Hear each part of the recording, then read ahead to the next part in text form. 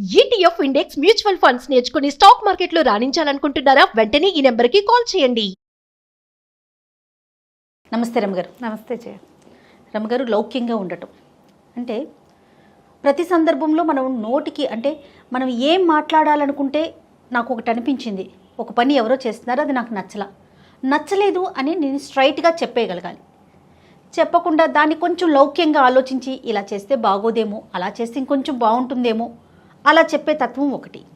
ప్రతిసారి లౌక్యంగానూ చెప్పలేకపోతాం. అందుకని ఉన్నది ఉన్నట్టుగా మొహం మీద చెప్పేశామనుకోండి, శత్రువుల సంఖ్య అలా అలా అలా పెరిగిపోతూ ఉంటుంది. సమాజానికి మనం కొంచెం దూరంగా ఉంటామేమో అనిపిస్తూ ఉంటుంది. ఏంటి, లౌక్యత అనేది తెలియకపోతే. కానీ కొంతమందికి ఇష్టం ఉండదు రమ్మగారు. వాళ్ళు మనసులో ఏది అనుకుంటే దాన్నే ఫాలో అవుతారు. అది ఎదుటి వాళ్ళకి నచ్చవచ్చు, నచ్చకపోవచ్చు, వాళ్ళు మనతో ఉండొచ్చు, ఉండకపోవచ్చు కదా.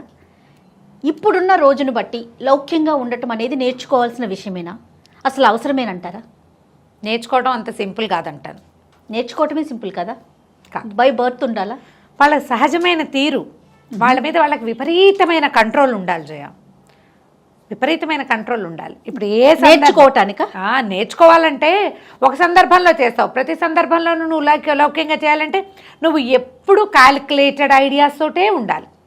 నువ్వు ఎలా ఉన్నావో అలాగే నువ్వు ఉండలేకపోతావు. కొంతమంది సహజంగా లౌక్యంగా ఉండేవాళ్ళు ఉంటారు. వాళ్ళు ఎంతసేపు బ్రెయిన్లో గుణించుకుంటూనే ఉంటారు. నేను ఇలా అంటే వాళ్ళు ఇలా అంటారు, తర్వాత అలా అవుతుంది, అది నాకేమైనా ఇబ్బంది అవుతుందా అని ఆలోచిస్తారు. ఇప్పుడు ఏంటంటే ఈ డిప్లొమాటిక్గా ఉండటం లౌక్యం అంటే అదే. లౌక్యానికి సరైన అర్థం ఏంటంటే లోకంతో సజావుగా వెళ్ళటం కోసం చేసేది. ప్రపంచంతో మన సంబంధ బాంధవ్యాలు పాడవకుండా మనం మెయింటైన్ చేయాలంటే we have to play diplomacy. లౌక్యంగా ఉండాలి. అది మనం తోబుట్టువులు, అన్నదమ్ములు, అక్క చెల్లెలు వాళ్ళతో కూడా ఉండాలి రమ్మగారు. అక్కడ కూడా యాక్ట్ చేయాల్సిన అవసరం ఉంది. యాక్షన్ ఏంటి, దాన్ని యాక్షన్ అని ఎలా అంటావు? లౌక్యం యాక్షన్ కాదు, అది అసలు యాక్షన్ కాదా? ఖచ్చితంగా కాదు. డిప్లొమసీ అనేది యాక్షన్ అని అనుకోకండి, అది తప్పు. ఇప్పుడు మా అక్క చేసే పని నాకు నచ్చలా, నేను స్ట్రైట్గా అక్క నువ్వు చేయి, మాకే ఇది నాకు బాగోలేదు అని నేను చెప్తే నువ్వు సూటిగా చెప్పినట్టు, దానికి సూటిగా ఇలా చేస్తే అలా అవుతుందేమోనే, ఇలా చేయకూడదేమో అని చెప్పటం, అది లౌక్యం కాదా? లౌక్యం ఎందుకు అవుతుంది? నువ్వు తనకు సలహా చెప్పావు, నువ్వు చెయ్యొద్దని శాసించడానికి నువ్వెవరు? ఓకే, చేయకూడదు, చేస్తే అలా అయిపోతుందని చెప్పడానికి కూడా నువ్వెవరు? సలహా చెప్పడానికి నువ్వు పనికొస్తావు, నివారించడానికి నువ్వే కాదు ఎవ్వరూ పనికిరారు. ఈవెన్ అమ్మా నాన్న కూడా అది పనికిరాదు. చెప్పాలి, దీనివల్ల ఈ కాన్సిక్వెన్స్ వస్తుంది, లేదా దీనివల్ల ఇది సరైన పని కాదు, ఈ పని కాదు, నువ్వు చెయ్యొద్దుని నివారణ మనం ఎవరిని చేయలేం చేయ. లోకం ఎట్లా ఉంటుందంటే అప్రియస్యతు పథ్యస్య వక్త శ్రోతాచ దుర్లభ అని. అప్రియము పథ్యము మనకు నచ్చదు, మనకు ఉపయోగపడుతుంది, ఇలాంటి విషయాలు ఉంటాయి కదా. మనకు ఒళ్ళు మండిపోతుంది, ఏంటి బోర్డు సలహాలు ఇస్తారు అనిపిస్తుంది. కానీ ఆ బోర్డు సలహా మనకు చాలా మంచిది. ఇది చెప్పేవాడు లేడు, వినేవాడు ఉండడు. లోకంలో చెప్పరు, వినరు. ఒకవేళ నువ్వు చెప్పావనుకో మీ అక్క వింటుందా? మరి ఇంకా తన మన అన్న రిలేషన్ ఎట్లా రమ్మగారు? నీవు లౌక్యం అని ఎందుకు అనుకుంటున్నావు దాన్ని? దాంట్లో ఉన్న కాన్సిక్వెన్సెస్ చెప్తావు, ఇది మంచి మాటే కదా. నువ్వు వద్దని చెప్పే బదులు దీనివల్ల ఇలా జరగచ్చు, వాళ్ళు ఎవరో చేస్తే వాళ్ళకి ఏదో ప్రాబ్లం వచ్చింది అని చెప్పటము కూడా నివారించటమే. నువ్వు కొట్టి నివారించడం కాకుండా తోసి నివారించవచ్చు కదా. కొట్టడానికి తోయడానికి తేడా లేదు, చాలా వేరియేషన్ ఉందని. అదే మరి ఇది. ఇప్పుడు దీన్ని లౌక్యం అనుకోవాలంటారా? లౌక్యం అనడానికి వీలు లేదు, డిప్లొమాటిక్ గా ప్లే చేయటము అంటారు దీన్ని. ఇది ఎలా ఉంటుందంటే, లౌక్యం అంటే ఏంటి మీ ఉద్దేశంలో చెప్పండి. నేను చెప్తున్నాగా, ఒకటేసారి ఏ విషయమైనా సరే నాకే ప్రాబ్లము రాకుండా ఎదుటి వాళ్ళకి ఎంతో కొంత ఉపయోగపడేలాగా ఉంటే, ఏదైనా ఇబ్బంది వచ్చినా నా మీదకి రాకుండా ఉండటమే లౌక్యము. ఇందులో అవతల వాళ్ళకి నష్టం లేదు, అవతల వాళ్ళకి ఏ ప్రాబ్లము లేదు, వాళ్ళకి ఏమి హర్టింగ్ ఉండదు, నాకు అస్సలు ప్రాబ్లం లేదు, నాకు ఏ ప్రాబ్లము ఉండదు. ఇది లౌక్యం. ఇది ఇలాంటివి మనం 100 సార్లు చూస్తాం. తన మీదకి రాకుండా చేసుకుంది అని తెలివిగా బిహేవ్ చేసింది అనుకుంటా. మరి ఆ తెలివిని మనం లౌక్యం అనుకుంటాం. ఇది రకరకాల సందర్భాల్లో రకరకాలుగా వాడబడుతుంది. ఒక్కోసారి వాడి లౌక్యం మనకు కూడా ఇబ్బంది కలిగించే పరిస్థితి వస్తుంది. వాళ్ళు సలహా చెప్పేప్పుడు నేనున్నాను ఏదో ఒక మాట చెప్పా, ఇప్పుడు నువ్వే మనం కెమెరా ముందు కూర్చున్నాము, హెయిర్ అలా వేసుకుంటే బాగోలేదని అనుకుంటే ఇది వెనకేస్తే బాగుంటుందేమో అంటే, అలా అయితే ఏం బాగుంది చేయ అంటే ఎలా ఉంటుంది? వెనకేసుకో, ఎలా ఉంటుందో చూద్దాం ఒకసారి చూడు కెమెరాలో. అంటే వాక్యాల్లో డిఫరెన్స్ లేదా? డిఫరెన్స్ ఉంది కదా. ఇది కరెక్టే రమ్మగారు. ఇది హై లెవెల్లో వాడేటప్పుడు కూడా ఇది చిన్న విషయం కదా జయ. ఇలాంటి చిన్న విషయాల్లో ఇలా మాట్లాడగలిగే వాళ్ళు పెద్ద పెద్ద దౌత్య సంబంధాలు నెరవేర్చగలుగుతారు. డిప్లొమసీ ఎప్పుడు అవసరమే జయ. కాదు జయ, అసలు హెయిర్ అలా వేసుకోవటం బాగోలేదు అని మీరు చెప్పినప్పుడు నేను తీసుకోలేకపోతే ఇంకా ఈ రిలేషన్, ఈ జర్నీ ఎలా అంటే ఇన్ని రోజులు కంటిన్యూ అవుతున్నప్పుడు ఆ మాత్రం కూడా ఉండదా రమ్మగారు? ఉండదు, ఉండదు జయ. తల్లి పిల్ల కూడా తీసుకోరు. అవునండి. అక్క చెల్లి కూడా తీసుకోరు. ఇది ఎంతసేపు నన్ను కాదంటుంది అనిపిస్తుంది. రమగారికి నేనేం వేసుకున్నా నచ్చదు అని నీకే అనిపిస్తుంది ఒకరోజు. నేను ప్లే చేయకపోతే, నేనంటే ఒక మనిషి ప్లే చేయకపోతే రెండో వాళ్ళకి నచ్చలేని స్థితిలోకి మనం వచ్చేసాం. నేనుగానే నేనేమనుకుంటున్నానో అదే యథాతథంగా భావాలే వెలిబుచ్చే అవకాశం ప్రపంచంలో ఉండదు. యథార్థవాది, లోక విరోధి. కరెక్ట్, ఉండదు. ఎప్పుడు కూడా కొంచెం ప్లే చేయాల్సిన అవసరం ఉంటుంది. ఈ ప్లే తోటి అవతల వాళ్ళకి రిస్క్ లేదు, నీకు ఇబ్బంది, అవతల వాళ్ళకి ఇబ్బంది కలగదు, నీకు రిస్క్ లేదు. ఇది ఎందుకు చేయకూడదు? ఇప్పుడు దీంట్లో నీకు లబ్ధుండి అవతల వాళ్ళు నాశనం అయిపోతే దాన్ని డిప్లొమసీ అంటారు, దొంగబుద్ధి అంటారు, దాన్ని మోసకారితనం. ఎప్పుడూ లౌక్యము మోసకారితనము ఒకటి కాదు. దీని మధ్యలో ఉన్న సన్నటి గీతని తెలుసుకోండి. అవతల వాళ్ళు తమ మీదకి ఇబ్బంది రాకుండా ప్రవర్తిస్తే, తమకేమి ప్రాబ్లం లేకుండా ప్రవర్తిస్తే వాళ్ళని మోసకారులు అనుకోకూడదు. వీళ్ళకి తెలివి ఉంది, వీళ్ళకి లౌక్యం ఉంది, మనం కూడా ఇలా చెయ్యొచ్చు అని అర్థం చేసుకోవాలి. ఆ సన్న గీత ఉంది చూడు, గీతని ఫీల్ అవ్వాలి మీరు. తనకేం ఇబ్బంది లేకుండా చేసుకున్నారు కాబట్టి వాళ్ళు దొంగ మొహాలని పొరపాటును కూడా అనుకోవద్దు.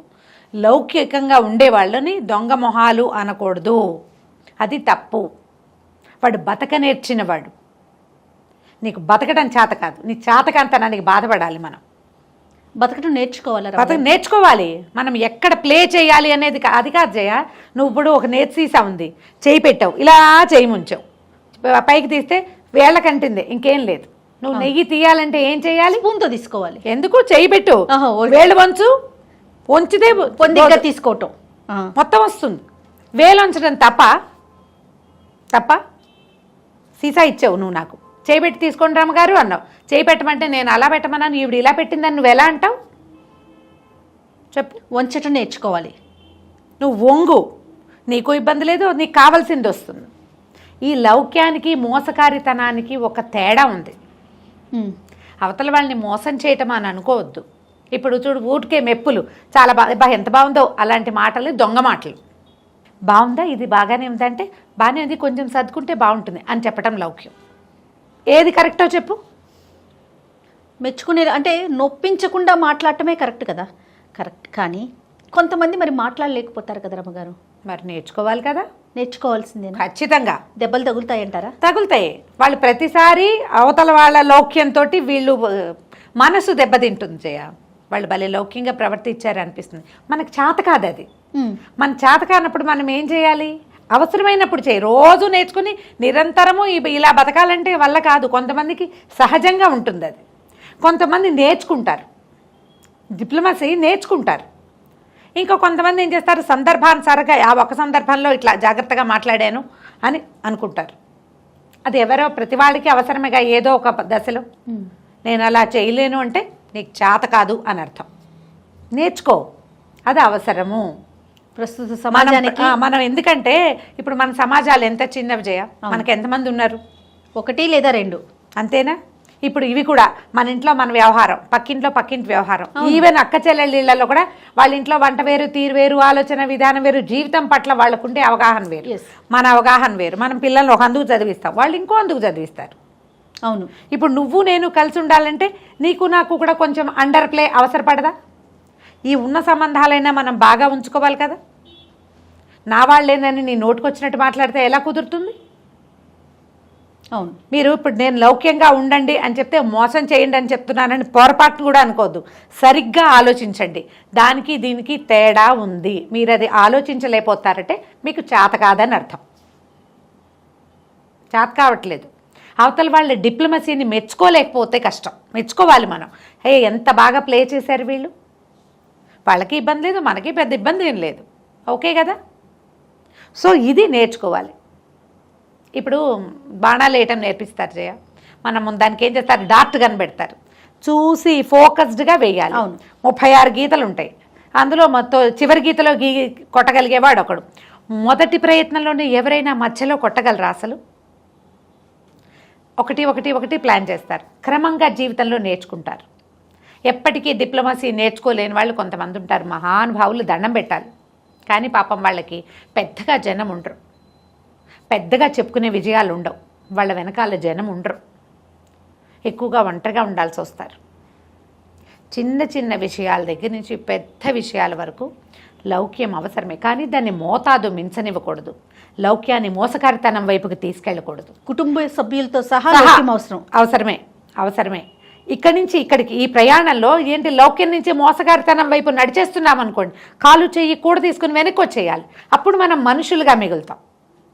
మనకి మనుషులు ఉండటమే కాదు, మనం కూడా మనుషుల్లా ఉండాలి కదా. మనం కూడా మనుషుల్లా ఉండాలంటే హద్దులు దాటని డిప్లొమసీ అవసరమే.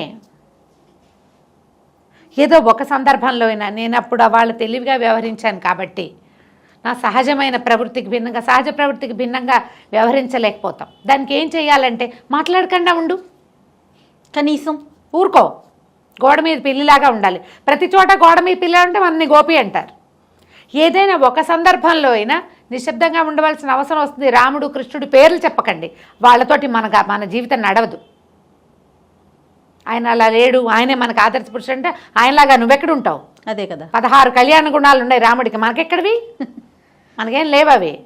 వాళ్ళని చెప్పుకుని వెళ్తాం మనం మనకు అవసరమైనప్పుడు. కానీ ఇది చెప్తున్నా కదా, లౌక్యము మోసకారితనంలో ఉన్న డిఫరెన్స్ని మొదట తెలుసుకోండి.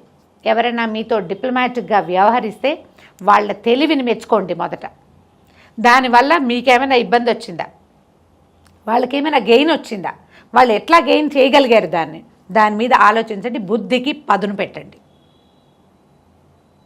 పదును పెట్టాలి తప్పకుండా. పెడితే అప్పుడు మనకి అర్థమవుతుంది. అప్పుడు నీకు అవసరమైనప్పుడు నువ్వు దాన్ని వాడుకుంటావు, ఆ తెలివిని ఇంకొక చోట మనం ఉపయోగిస్తాం. అయితే ఇది ఎంతసేపు లౌక్యంగానే ఉండమన్నారని తల్లులతో, పిల్లలతో, అక్కలతో, చెల్లెళ్ళతోటి కాదు, అవసరమైనప్పుడు దానికి మీరు ఎప్పుడు ఫోకస్డ్గా ఉండాలి.